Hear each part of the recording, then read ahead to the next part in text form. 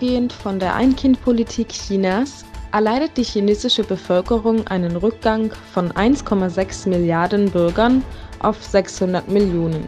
Studien einer chinesischen Sozialwissenschaftsakademie zeigen auf, wie die angeordnete Ein-Kind-Politik spürbar für ein Schrumpfen der Bevölkerung verantwortlich ist. Nur eine radikale Umkehrung der Politik könnte diesen drastischen Wandel also noch stoppen, denn Forscher warnen ebenfalls vor politischen und sozialen Problemen, die durch das künstlich erzeugte Ungleichgewicht entstehen können.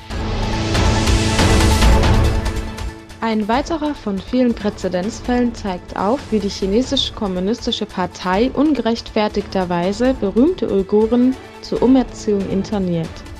Der Schwergewichtsboxer Abdurrahim Shaitan, der durchaus bekannt für seine religiöse sowie nationale Einstellung ist, wurde laut der Turkestan Times in ein Lager verfrachtet.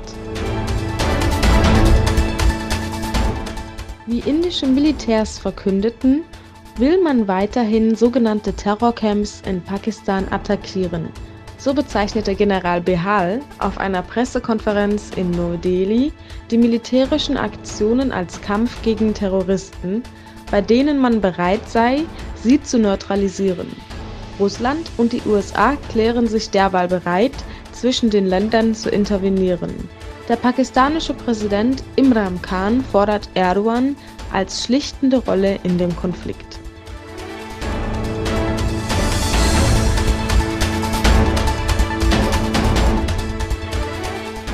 Einiger Widersprüche zum Trotz verkündete Donald Trump die 100%ige Rückeroberung der vom IS besetzten Gebiete an.